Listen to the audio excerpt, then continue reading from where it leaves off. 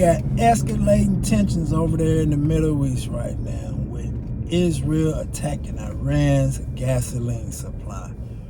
This could turn out to be real bad. Historically, when that's happened, it ain't look good for the economy. But it doesn't always necessarily mean that that's what's going to happen. Now, Iran was attacked by Israel and their facility was hit. Blew up some of the oil and gas, the gas facility. And so what Iran's response was to attack Qatar and then make threats upon Saudi Arabia. Now, after that, it was said that if they do this, we'll do that. But historically, hitting the gasoline lines has been a no-no. Back in the day when Iraq set all of their oil fields on fire, we thought they were some madmen. But what they were saying was we'd rather burn it down than let somebody else consume it. So now, I beg to ask, does this make these other countries madmen that's doing the same exact thing? Burning up and blowing up, because it's all about money and guns and power. That's all this thing is about. And so at the end of the day, we might have an escalation on our hands that we don't want to happen. Hopefully we can turn around and have some meetings of the minds and these people can come to some type of agreement to squash all of this tomfoolery, because at the end of the day, it could possibly lead to a recession or an economic slowdown. Now, that's not always the case, but back in 1973, that was the case during the oil embargo and during the Iraqi war. The whole country spiraled out. So now, hopefully, like I said, cooler heads can prevail.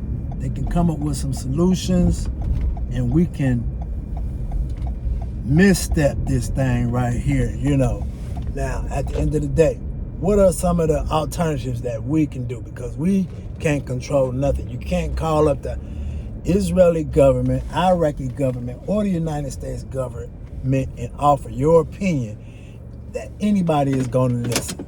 So now what you need to do, maybe pay your bills up a month or two ahead.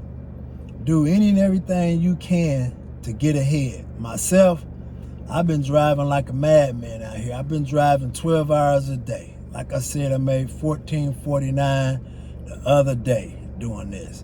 And I'm tired, but I'm trying to pay my bills ahead to make sure, as long as you got some good credit, you can get whatever. You don't have to have a bankroll, just have you some credit. So if you got a bankroll and credit, you're 2-3 steps ahead of the next person.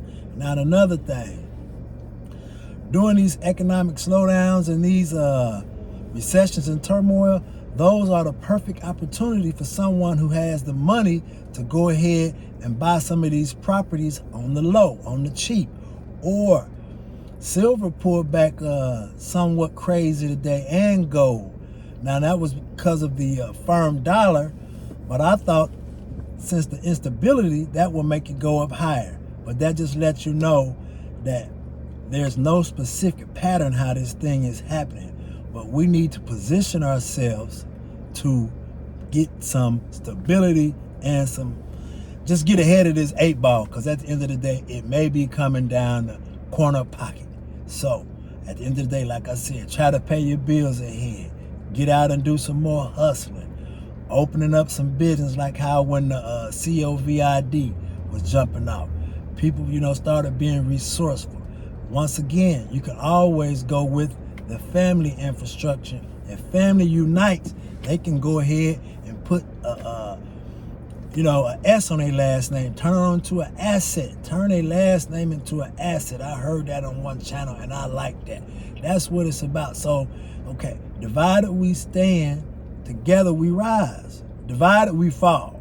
Together we rise. So at the end of the day, let's do that. Let's work together as a unit, conglomerately, and we can make something happen. There got to be some family members, brothers and sisters, children, spouses, cousins, whoever. If you get together and work together and buy some property, whatever, get some cash flow. That's all it boils down. The only thing that you're in control of right now is your response to these changes, economic changes that we're going through. Right now, gas, I just left Sam's, it was $3.65. At the other Sam's, it's like $3.80. At the gas station, it's now $4 a gallon just for regular gasoline, when it all was down to under $3 and something. So we got a mess. We might done bit off more than we can chew.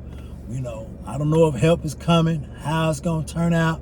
I got some comments that said we need to be more sensitive to the civilians that's been hurt out there. And so I want to give my apologies and condolences. I'm praying for the civilians of each and every country that's been hurt, as well as the service members, and just period. You know, we need to pray for peace, in my opinion.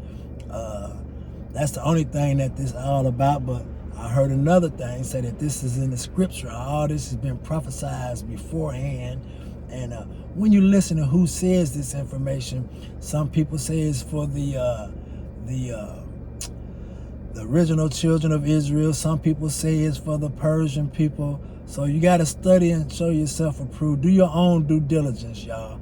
I ain't going to hold you long. All I know is this thing could get ugly. Do any and everything you can to get ahead of the 8 ball, or get ahead of that curve, so that on the other end of this thing, you come out all right. You know, y'all be blessed. I'm going to be back at you talking about some of that DoorDash, as far as, you know, it's been paying off. But like I said, DoorDash ain't the end all be all. You know, you could do some Roadie, Amazon Flex. You could do some Lyft. You could do some Uber.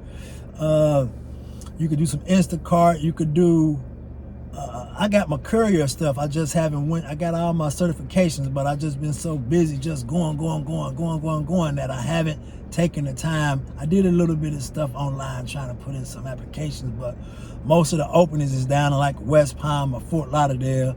So I don't know, I may have to get down there. You do the same. Tell me what y'all think about it in the comments. Like and subscribe. I want to tell all of y'all thank you for all the new subscribers I got. And I also want to say, smash that like button. Put it in the comments and let me know what y'all want to talk about. I'm out. Peace.